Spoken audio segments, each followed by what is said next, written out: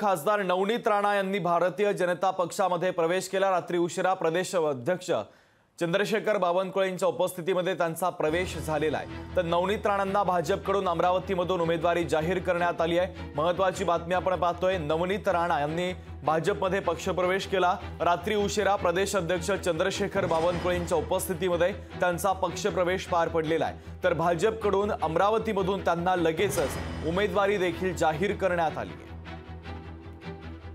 तर अमरावतीच्या खासदार नवनीत राणा यांना भाजपकडून उमेदवारी जाहीर झाल्यात। रात्री उशिरा चंद्रशेखर बावनकुळे यांच्या कोराडी येथील निवासस्थानी त्यांनी भाजपमध्ये प्रवेश केलाय। मात्र नवनीत राणा यांना उमेदवारी मिळाल्यानं महायुतीमधील घटक पक्षांनी उघडपणे नाराजी व्यक्त केली आहे। मात्र राणा यांनी ते सगळे मला आशीर्वाद देतील असा विश्वास देखील बोलून दाखवलेला आहे आणि त्यांच्यासोबत संवाद साधला आमचे प्रतिनिधी ज्ञानेश्वर पवार यांनी। पाहूया। अमरावतीच्या खासदार नवनीत राणा यांनी अधिकृत भाजपमध्ये पक्षप्रवेश केला। स्वतः नवनीत राणा आपल्यासोबत आहेत। ताई, काय सांगाल? ते भाजपची माळा गळ्यात टाकली। मी भाजपाचे विचारापासून कधीही लांब नव्हते। 2014 पासून रवीजी आमचे पक्षाचे स्वाभिमानचे ते 14 पासून देवेंद्रजींसोबत आहे आणि ऑपोजिशनमध्ये असताना सुद्धा आम्ही देवेंद्रजींसोबतच होतो आणि तेव्हा जर आम्ही सोडून नाही गेलो तर आम्ही कुठेही लांब नव्हतो आणि विचारधाराही आमची लांब नव्हती।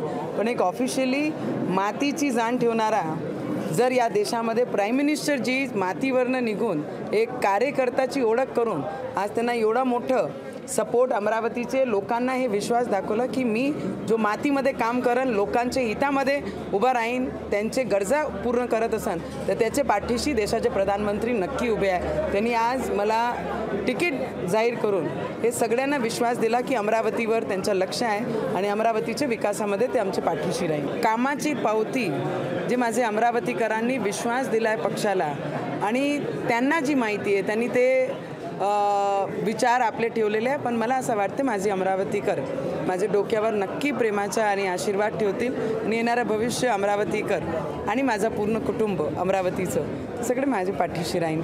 जिंकण्यासाठी कितीचा आकडा निश्चित? दादा, मी आकड्यावर काम करत नाही, मी माझ्या जनतेच्या सेवेसाठी काम करते। आकडा माझे जनता ठरवतील। लोकशाही मराठी करता ज्ञानेश्वर पवार, नागपूर। लोकशाही मराठी ऐका, पहा, जागरूक रहा।